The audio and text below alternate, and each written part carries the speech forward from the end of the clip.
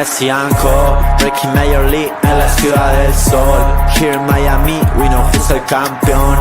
Leo my team, yeah. Suárez on the field, Alice wedding dating. Con Busquets ya es un win. The trio Fabi singing, muchachos. La familia se escucha en los barrios. Esta camiseta pinky la llevan todos los guachos. Los rookies quedan sin comentarios. Messi ambetea, tiki-taki gol. El estadio Chase bañado en llor y sudor. Aquí se ama y se respeta el balón. Florida es tu casa, acostúmbrate al calor. Estate listo pa' Messi Co. Estate listo pa' Messi Co.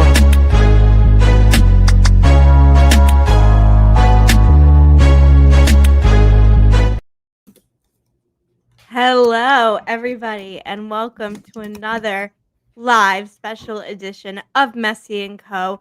I'm Ashley here, as always, with my incredible co-host Gian, and it is the long-awaited Inter Miami versus FC Cincinnati conference semifinal preview. We have so much to talk about and discuss. I'm very excited, but of course, first and foremost, how are we feeling, Gian? I'm doing good. Mondays are great. Mondays are amazing. We get to talk about Inter Miami. We get to hang out here and chat with everybody. We get to see our faces, especially when there's no games in between. It's been going to be a couple of weeks since the last game. So I'm excited. I'm really excited to talk about the farthest Inter Miami has ever gotten in a playoff series against an incredible opponent away from home. Like, this is, I feel like, the beginning of a crazy story. So I'm just excited to talk about all of it. I love it. Me too. I'm really excited too. I mean, with the international break and like after such a huge high of the game 3 and then getting ready for this and obviously seeing Messi in Argentina score and get another assist, which we'll talk about briefly. I've just been getting more and more excited for this game and it's going to be Sunday. It's going to be here before we know it and it's really, really exciting. Yeah, it definitely is. It definitely is. I remember the last game that the crowd against Nashville, against our rivals. I call them our rivals now just because of the fact that we played them so many times. Like, we played them 4 times in a row. We met in Leagues Cup Final. Like, this is a rivalry in the brewing, and I felt like when we played against them, it was the crowd. You could feel it in the crowd. The players were amped up, and I feel like this is going to take a step even bigger step. I feel like the players are really going to feel this one going against Cincinnati, and I don't know. I'm just excited. It's like it's such a formidable opponent. It's such a great matchup. It's 2 different types of teams. Like, there's just so much going on between 2 different offenses, 2 different types of defenses. You got a matchup of Messi versus Evander. Like, there's a lot of storylines and a lot of cool things to talk about, which is just something that you want, like, in these types of matchups. You don't want a boring semifinal. Like, this will be fun to see. No, I totally agree. It's going to be a good one every time we play Cincinnati. It's a good energy and atmosphere. And to your point, there's a lot of topics to get into. But before we get into the game itself and the matchup, this show is called Messi Co. So I think it's important that we mention Messi goes and plays against Angola, obviously with the Argentinian national team, and gets a goal and assist. Light work for him with the travel and everything. Obviously, we spoke about in our last episode the fact that he just showed up in Barcelona at the Camp Nou and just like all of a sudden we're like, whoa, what are you doing there? But him and Rodrigo de Paul go for the international friendly and he puts on another great performance. His form right now is just like really untouchable. It's crazy. Like, it carries on. It's not just in MLS. Like, anywhere he goes, he just puts on a show for everybody. And I watched the game. Part of it, the highlights. I watched the game. I wasn't able to catch it live. I watched some of the highlights now, actually, before getting on here. And just a really nice pass into Lautaro Martinez for the first goal. And then Lautaro Martinez returns the favor and gets a pass into the box into Messi. Messi controls it, turns around, and rifles a shot in. And it was just, it's what you come to expect from Messi. And I don't know, I'm just like, against Angola, like, out of all the teams, as you prepare for the World Cup, it's against Angola. And Angola, I don't know if you knew this, Ash, but Angola actually paid $12 million to Argentina to have that game played in Angola. Yeah, it's a lot of money. It's a lot of money. And they were celebrating their independence from Portugal. So it was their their 50th anniversary. So they try to make it a whole ordeal. You bring in Argentina, the World Cup champs. You bring in Messi, put on a show in front of 50,000 that were in attendance in Angola Stadium.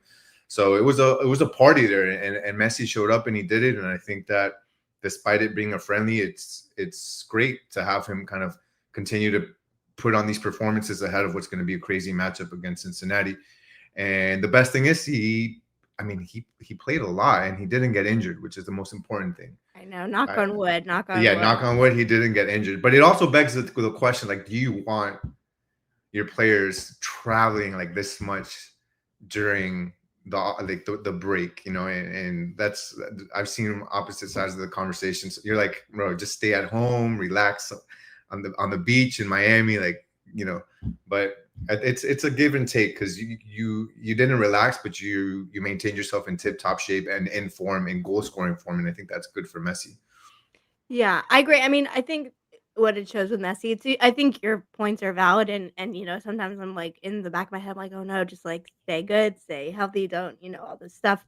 But the fact that he still has that same passion for the national team, and again, like we said, Argentina, you know, defending champions of both the World Cup and Copa America, and that he still starts and plays at such a high level could only mean good things for him at Inter Miami. Like it really could. And so gonna just take that energy and we'll see it for the match. What's up, Nick? I see we have Aloha friends. Are you based in Hawaii? If so, that'd be cool.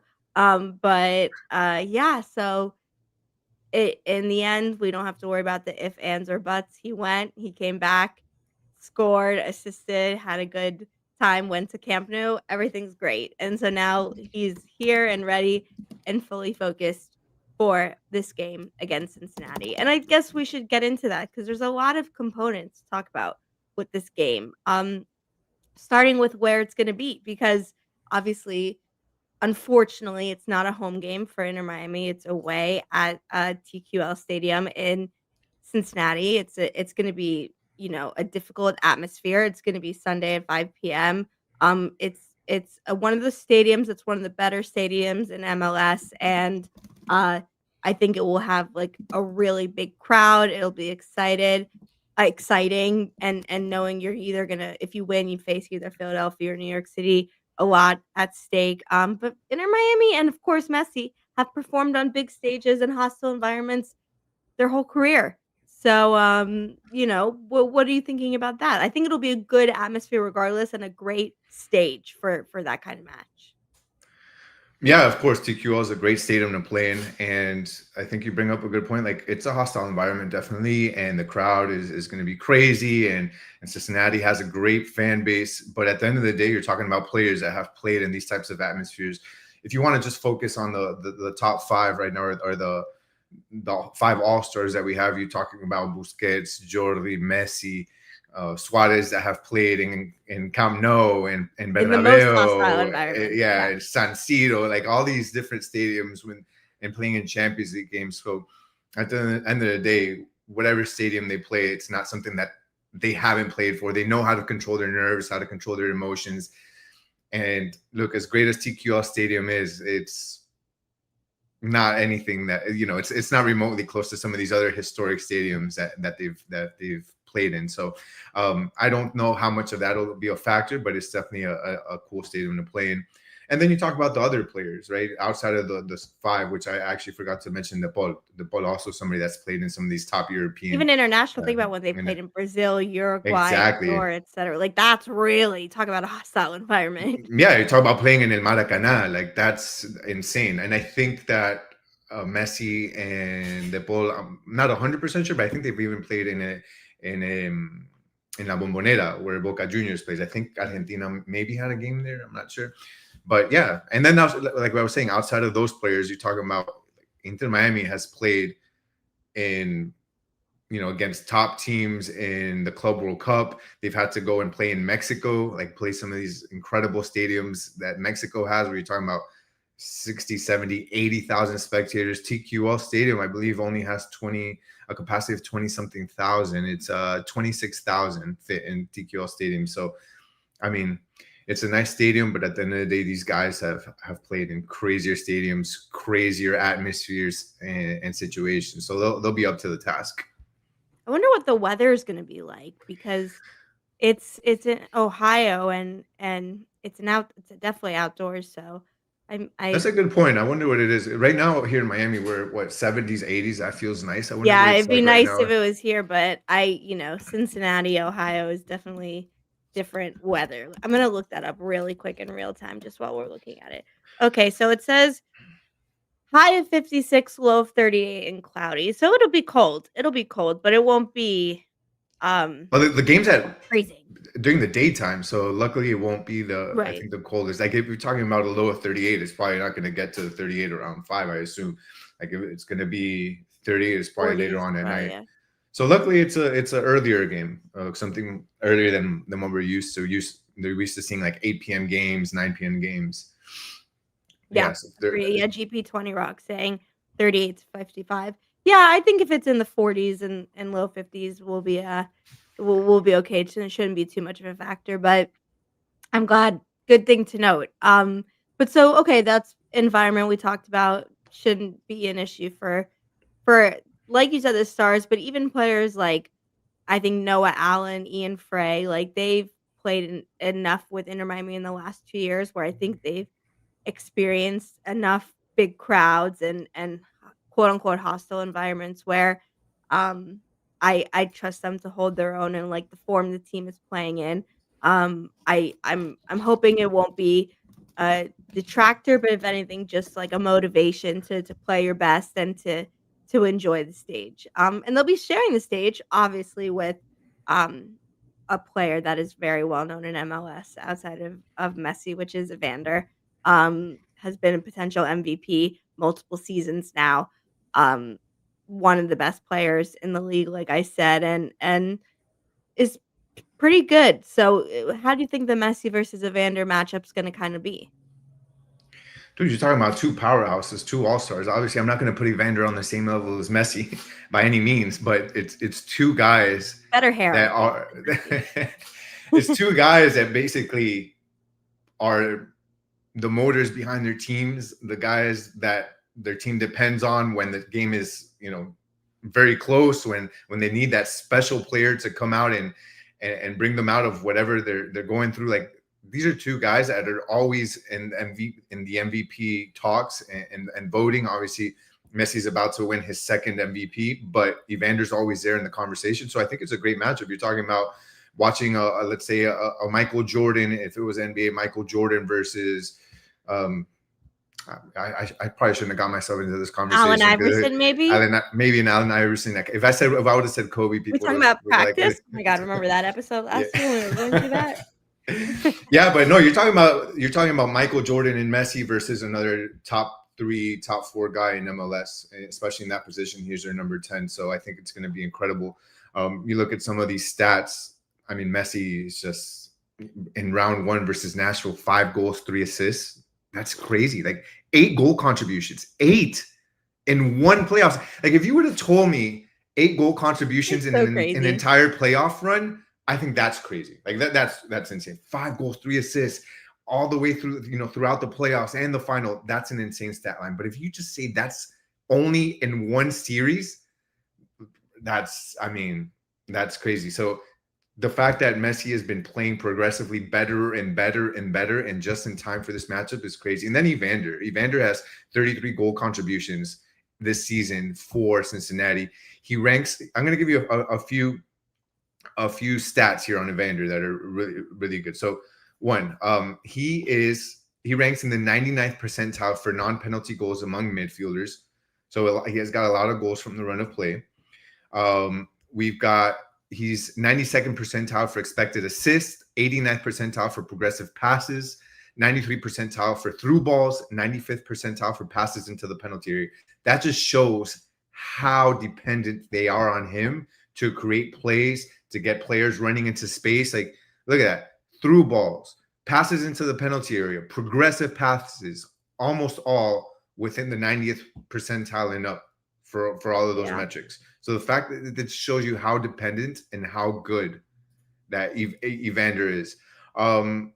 But really, like, Ash, who are we giving the edge to? Like, despite everything that you just heard about how good Evander is, who are we giving the edge to in that 1-to-1? Who means the most to their team? I mean, I'm posing the Probably question. Lionel We Messi. all know the answer, but it's just so we can hear it. Just so we can hear it, Ash. I'll say 48 goal contributions versus 33 greatest of all time. I'll probably take Lionel Messi. Of course, 100%, 100%. That's the difference maker between this team. But I think it's important to note that you've got a really great matchup here, not just between the teams, but between the two top dogs, two guys in MVP talks, and both of them just playing insane going into this playoff series, going into the semifinal.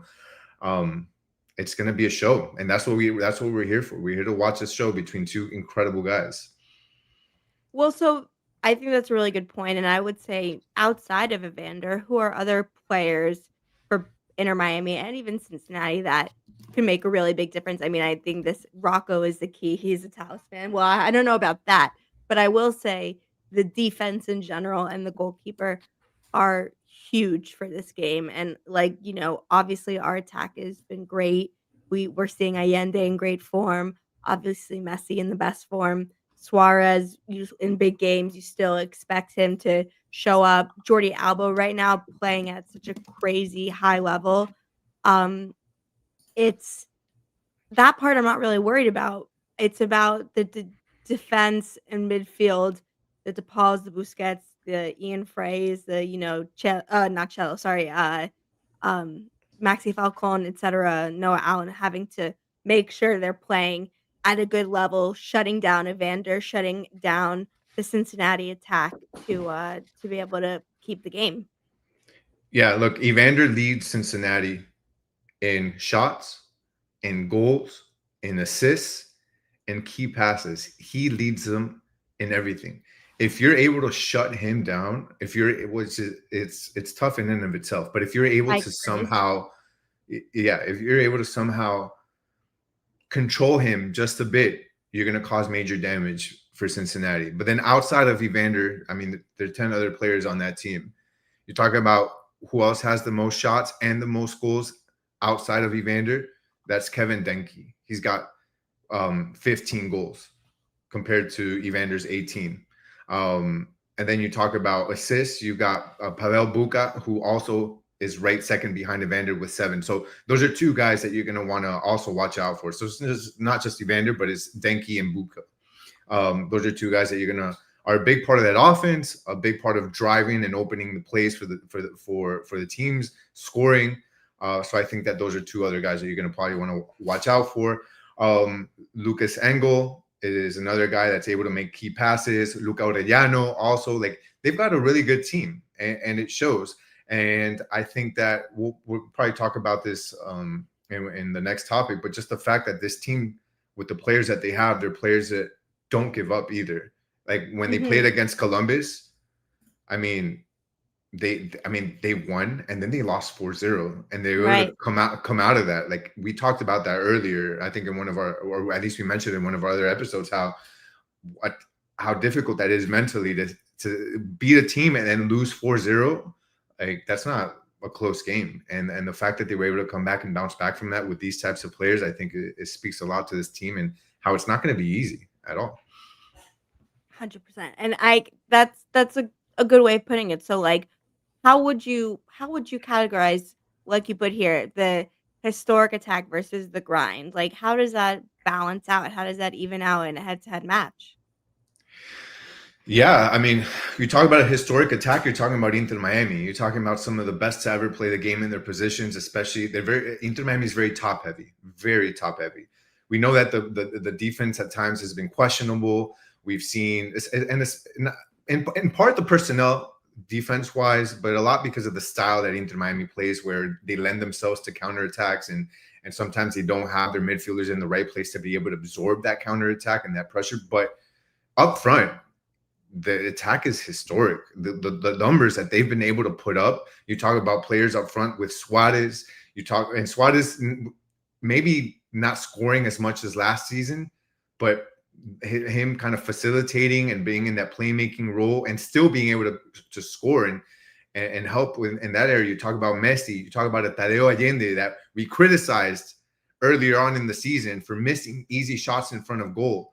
And the fact that we were saying how many goals this team would have if he had just put in half or even a quarter of the chances that he had. Well, he's on a tear now. He's scored 7 goals in his last 10 matches. Like, that is an insane attack to think about. Then you throw in Jordi Alba, who is a left back that is basically another striker up front.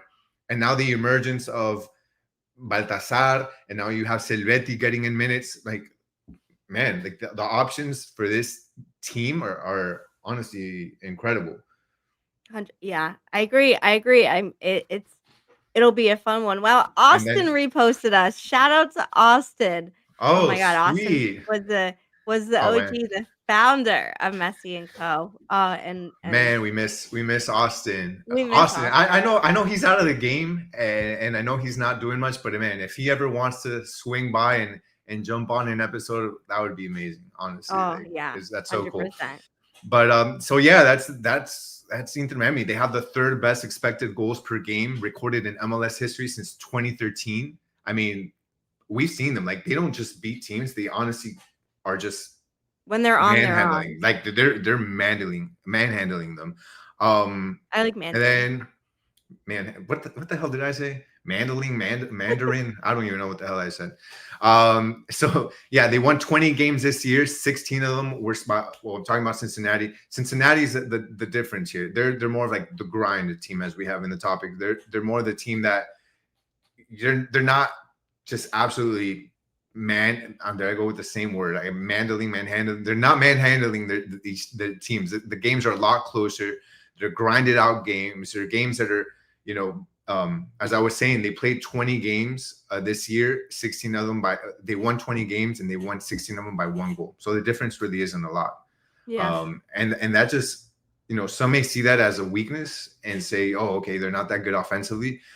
I would say maybe they're not the best offensively from the sense where they're just scoring that many goals, but it also shows how gritty of a team they are, how much they fight, and how you can probably expect this series, as we go into the final predictions later on, how you can expect this series to go as far as being close, right? And yeah, I think it'll be a really gritty, tough fought game, and a game where Inter Miami is probably going to have to score early. Like, I think we've seen these games where Inter Miami goes in and they're not playing that good, and then they try to turn it on right at the end, right? Mm-hmm. And then but this is one of those teams that you don't want to do that. Like, you want to get in early, you want to take the lead, you want to be able to control the game from the beginning, and that'll be important against this 2 different types of offenses, right? Completely different. Yeah, well, and that's a really good point, because one of the things that Cincinnati is good at that we are not good at, and that has been a trouble for Inter Miami this whole season, is set pieces. And that is something we can't lose the battle on. It's like, I think of like the football and basketball equivalent, where it's like, you can't lose this turnover battle, because that's how you lose games. I think for Inter Miami, you can't let Cincinnati have multiple set piece opportunities, and you cannot let them score on them, because that has been definitely an Achilles heel for this team. And that could separate a game, that could make a game flip on its head. Yeah, look, the times that there have been times where this team looks good defensively from the run of play, where they're able to control the counters, where they're able to have Busquets and have the ball clog up that middle and draw the teams out wide, and then just have trouble scoring on Inter Miami. But the times that they have scored when we've looked good defensively have been from set pieces. And that even happened to us against Nashville, like in this last series. In that game where we lost 2-1, I believe none of those came from the run of play. One was a penalty by Sam Sturridge, and then the other one was Josh Barr, and that was a set piece. And so you look at that game, and it's just kind of a bit misleading, because you're like, okay, damn, we lost 2-1. Man, this defense sucks. This defense this defense that. But at the end of the day, it wasn't the defense. Like, the defense really didn't allow any goals. It was those set pieces. And you talk about a team that has historically, we've seen time and time again, suffered against the set piece. It wasn't just against Nashville. Like, we've had other games where we've suffered against the set piece, and now going against a team that is good with set pieces, you're going to have to pay extra attention to that. You're going to have, I'm sure that in practice, they're going to be having corner kicks and free kicks, and, you know, making sure that they're able to double down on that and make sure that they're ready for a really good team. We saw Evander, like, he's going to be able to get balls into the right areas. And you talk about also, when you talk about set pieces, like aerial balls, like that doesn't only come from the set piece. So, like, those are things that they're going to have to practice for and be ready for, when just from the run of play, those crosses into the area that guys like Evander and others can do on that team to be ready for it. So, Yeah, and I mean, the height issue has been an issue for Inter Miami, but, like, you know, in these set pieces, you need to have, like, Ian Frey, Sergio Busquets, and Suárez, have them in the box, active, ready to beat their man and head the ball out. I mean, it has been an issue because obviously when you see Maxi Falcone and Noah, who have been so great for us in the run of play, obviously a height disadvantage, and Jordi Alba a height disadvantage. Like, it's just really important when you're getting to this stage of the playoffs and it's like these win or go home games, you have to make sure every area is accounted for. And so Inter Miami, I'm sure, like you said, have been practicing it, and since they won game 3, the coaches being able to have this time during the international break, making sure that all the things you can control, you control and you do the best version of it. yeah, and talking about what you can control how you play outside the area and making sure you don't make these silly fouls. We've seen sometimes us get fouls right outside the area, right outside the box, whether it be closer to the corner kick or you know, towards the top of the box, when players aren't even looking and they have their backs turned against the goal. And like, those are the silly ticky-tack fouls that you need to avoid as a defense, as a midfield. You can't give these type of set pieces to a team like this. You can't give this type of set pieces to Evander that is good with them. I mean, this is an interesting and probably a surprising stat for many, but Evander actually beats Messi in set piece goals. Evander has 3 this season compared to Messi's 2. So do as best you need to play defense aggressively. You need to play smart, and part of being smart is making sure you're disciplined. Exactly. And it goes back to what you said about, you know, our height. Like, there's a taller defender out there. Unfortunately, he's not disciplined, and hence why he's on the bench, right? So True enough. exactly the type of fouls that we're talking about right now. Yeah, no, it's true. I mean, it's true. There's so many factors going into the game. I feel like we're still only scratching the surface. Like, and when the time comes, I mean, what do you think? Like, what do you think is going to happen? First of all, who do you think is, in terms of starting, do we think it's going to be exactly the same lineup, but instead of Silvetti, it will be Suárez? Besides that, everything else will be the same setup? I 100% think it'll be Suárez. I 100%. Trying to look at, I want to see something. But Silvetti could be a huge, like, second half, make a huge difference from coming off the bench like a freaking firecracker. Oh, 100%. He's a guy that you would love to have off the bench because he brings energy from the beginning. The fact that you can have him there to bring him in rested once everybody else is tired, and with his speed, with the legs that he has, his ability to dribble past defenders, I think it's huge for them. So yeah, our last game, 4-0 against Nashville. I'm gonna go over the starters. We had obviously Rios Novo in the goal. Then we had Noah, Allen, and Falcón as our center backs, and then our full backs were Alba and Frey.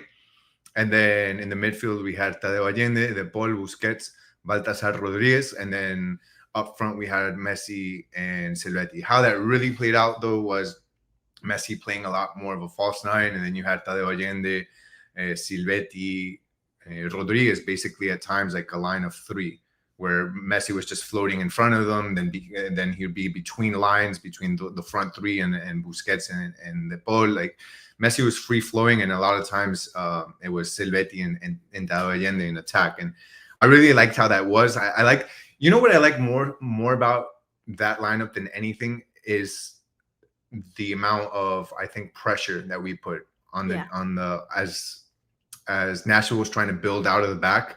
I think we saw a lot more pressure. Not to say Suárez doesn't. I think Suárez does a good job, but Just with younger guy like Silvetti in there, I think we saw a lot more pressure on there. I like that a lot. And you had guys that are fast, that were able to make runs into space, and I think that showed a lot. But at the end of the day, Silvetti, as I think he's started maybe 4 games actually, something like that. He's a young kid.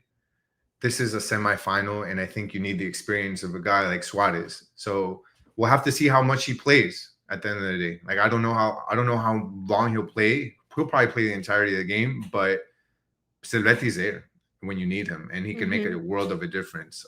So Yeah, and I mean, this is a good point by GP20 Rock. Like, if the game goes past 90 minutes, like having the subs that make a difference. Obviously, like if we have a Silvetti coming off the bench, we have Segovia coming off the bench. Like there's plenty of good reinforcements for this team.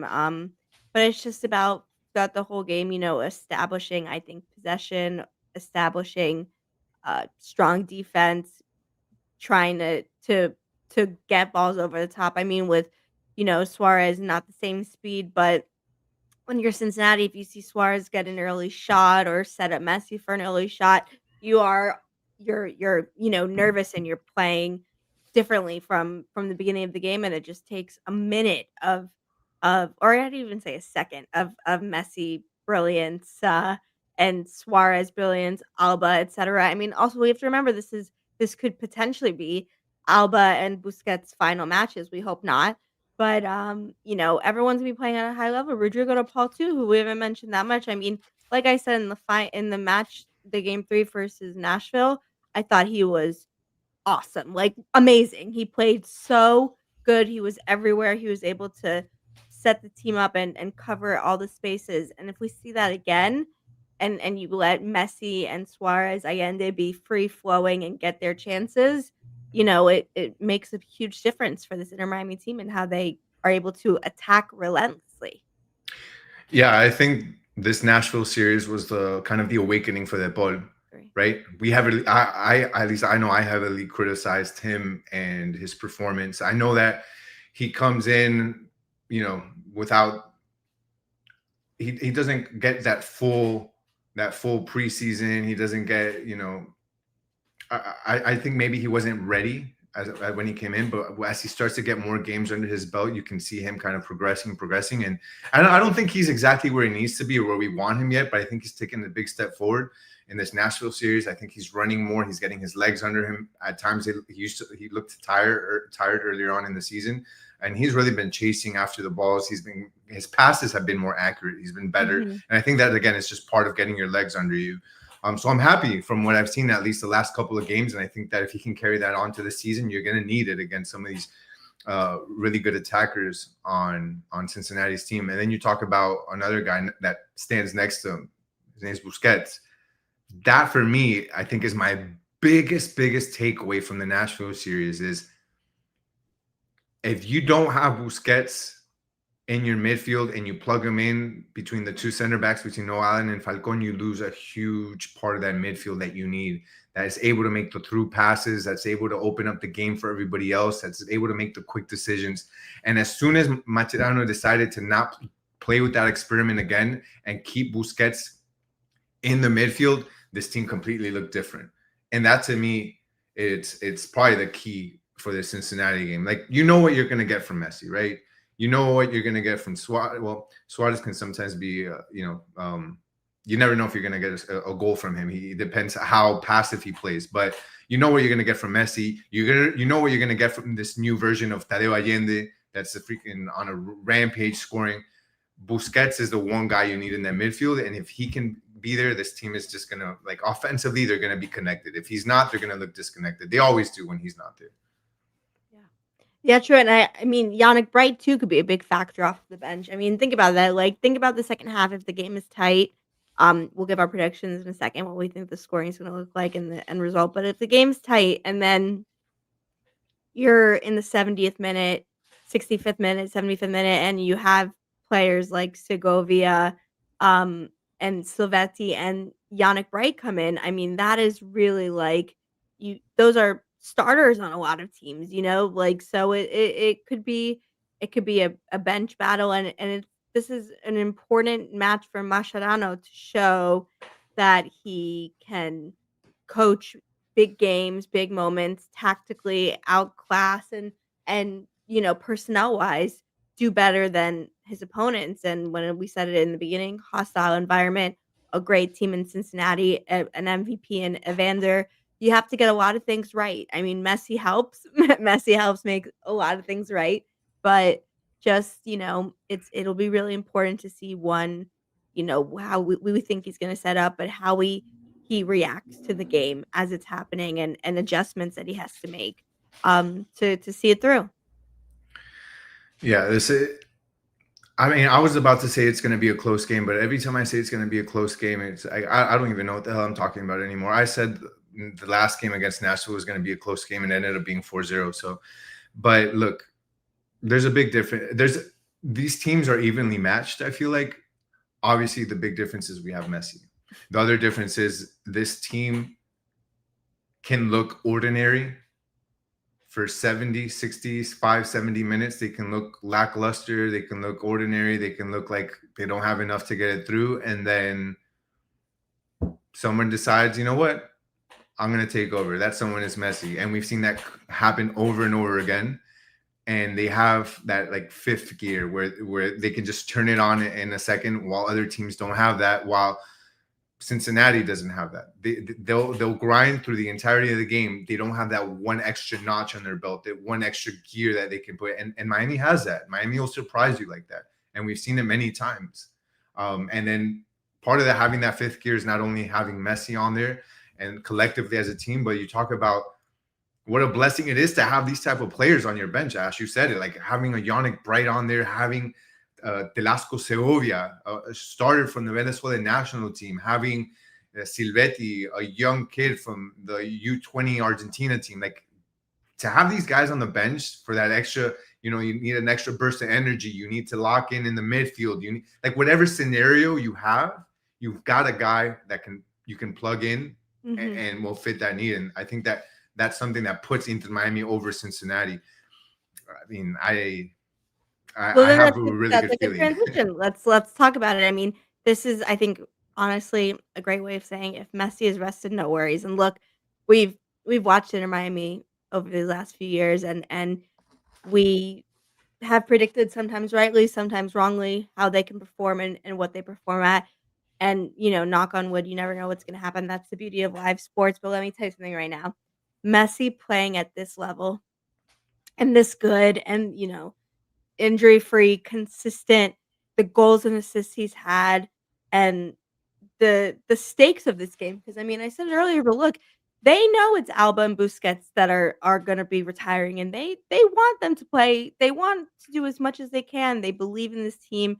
Messi just extended. It's a big moment for this team, and this playoffs is really important to say how the season was as a whole. And so I just think more than ever, like, I don't know how you can bet against Inter Miami, how you can bet against Lionel Messi. I think Inter Miami are going to win, and I think they're going to win by maybe 2 goals, because I just think right now, and it's no slight on Cincinnati, because Cincinnati is great. And when we do our live stream next Monday, the day after the game, and being able to say in real time, you never know what could happen. Evander is a huge X factor. TQL playing there, it's going to make it a great atmosphere. I just don't know how right now you can bet against Messi. You just can't. You really can't. More than ever. Yeah, I agree with you. You can't bet against Messi, but I'm still trying to figure out how close this game is going to be, and the fact that I feel like it's going to be a grinded out game, especially because it's going to be away from home, and the fact that Cincinnati has played really good at home as well. I'm gonna, what did you say again? What was your score? I didn't say. I just said that we were going to win by 2 goals. I will give my score prediction, which is, I think it'll be. I think I have my safe answer, but I'm going to go with my unsafe answer, which I think it's going to be 4-2. I think it's going to be. It's going to be a banger. 4-2? Yeah, I think so. Wow. Okay. I hope it's 2-0 or 4-0 and Inter Miami do what they did in the Nashville game, but I just think at home like Cincinnati, Evander, like I said, you got to give them a little bit of respect, and so because of that, I do think they'll score. But I think Inter Miami will score much more. Damn, 4-2. That's a lot of optimism. I love it. I have that same optimism. I just think 4 goals away No, from it would be home a heart attack game for sure. is insane. That's insane. I honestly, damn, it's like, should I go with the side of me that is an Inter Miami fan, or should I go with the logical side that says this is going to be a tough game in Cincinnati? I'm going to go with the logical side, and everybody can hate on me, whatever. I don't care. I'm going to go. It's 2-2, and then yeah, it's gonna be 2-2 tie. Penalties? Yeah, 100%. Inter Miami wins in penalties. That's what I'm going with. Gian, I don't want that. Don't put that into the atmosphere. That's gonna give me I a freaking think heart it's gonna be palpitation. that. I honestly think it's gonna be 2. Why can't you agree with your wife? Look at Anna, 3-1 Inter Miami. That's a great score. Real Deal gave the same score. Like that's 4-2, 3-1, 2-0. Like that's a score. 2-2 in penalties. Do you want me to like be under the covers hiding? I mean, oh my God, my heart. It's because it's You gonna be already know I don't have a good heart. I mean, for God's sake, like you it's also gonna don't be have a a good tough heart. We game. both don't have good hearts. We can't risk this. It's gonna be a tough game. I'm telling you. I think that you have okay, because you're facing Evander, who is a top 3. I think was he top 3 in MVP or top 4. You're talking about a team that is gritty, and a lot of their games are close. Like a lot of, as we said, out of the 20 games that they won, 16 have been by 1 goal. Heart attack Herons. That's what people say, right? Heart attack Herons. I really think it'll be close, 2-2. I think that, and look, it's never fun to see your team be in penalties, but once they win in penalties, that's when it feels so damn good after the penalties are over. But between there, you're shitting, you know what? Oh, wait, actually, I said that in reverse. I think you meant that in reverse. It's okay. Yeah. We're allowed to curse. It's okay. Yeah. That's funny. Yeah. But yeah, I mean, it'll be I hope very I'm close. right. And That's what I'll say. Yeah. What is it? Miami played them enough. They have their number. Question is Suárez sitting second half. I don't see a world where Suárez sits unless he's injured. That guy will stay in 90 minutes and he'll want to kick the penalty. You said it earlier, Ash. If Servetti comes in, it's gonna be for Baltasar probably. I mean, it's not gonna be. Or Allende, and they changed formation a little bit, but yeah, I agree. Yeah. Jeez, I really messed that one up. That's funny. That is really funny. I think though we've covered every inch of this semifinal. We've talked about all the different components, and now all that's really left is to see the game unfold. I mean, we have to wait 6 days, but I'm just so excited for it. We'll be doing our live coverage. Make sure you're following us on Twitter at Messi Co or X at Messi Co. And I just look, championship DVD. That's my favorite phrase to say. This because this is all part of the championship DVD, and Inter Miami, although away game against a great opponent in Cincinnati, the way they're playing right now, and the team we have, the heart we have, not our hearts, but their heart. I think that we're in good shape, and in a week from now, I think we'll be saying Inter Miami are going to the conference finals, whether it's against Philadelphia or New York City. We don't know yet, but I believe in this team, and I think we can do it. Yeah, look, it looks like nobody agrees with me in chat. Everybody thinks we're going to win by a lot. So I like that. That's good. I hope it is like that because as we just said, 2-2 penalties is just diabolical. Yeah, no. So I hope that doesn't happen. That's my prediction. I hope it doesn't happen. It looks like, again, nobody in chat agrees with me, and I hope that's the case. I hope we win by 2 goals, like you said, Ash, 4-2. So, but I really do think that we'll win. I really do. That's guaranteed. However it happens, the end result is a victory for Inter Miami coming back home to finish it here and go to the final. I love it. All right, well, let's see if it happens. Thank you everyone for watching and participating in the chat. Make sure if you're watching this later, thank you for watching. Tell us what you think about our points we made. We covered a lot of ground. What do you think is going to be the X factor in this match? Who do you think is going to score? Is it just going to be Messi's better than everyone, and so we win? Because I mean, that's kind of always what I think it ends up being, and I like it that way. I'll keep it, but really exciting. We're rooting for Inter Miami, and we're looking forward to the match. So thank you everyone for watching this episode of Messi and Co. I'm Ashley. That is Gian, and we will see you next time.